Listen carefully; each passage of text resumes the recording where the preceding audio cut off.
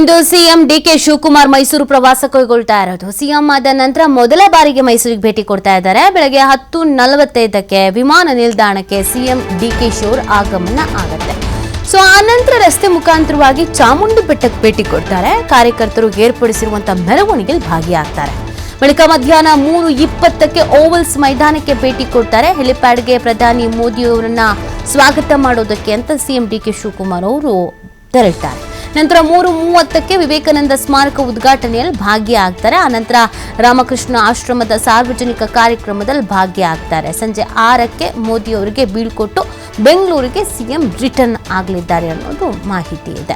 CM ಆದ ನಂತರ ಮೊದಲ ಬಾರಿಗೆ ತೆರಳುತ್ತಾ ಇರುವಂಥದ್ದು ಡಿಕೆ ಶಿವಕುಮಾರ್ ಅವರು ಮೈಸೂರಿಗೆ. ಹಾಗಾಗಿ ತಾಯಿ ಚಾಮುಂಡೇಶ್ವರಿ ಆಶೀರ್ವಾದವನ್ನು ಕೂಡ ಪಡ್ಕೊಳ್ಳಲಿದ್ದಾರೆ. ಮತ್ತು ಅಲ್ಲಿನ ಕಾರ್ಯಕರ್ತರಿಗೆ ಖುಷಿ ಅಲ್ವಾ, ಕಾಂಗ್ರೆಸ್ನ ಕಾರ್ಯಕರ್ತರಿಗೆ.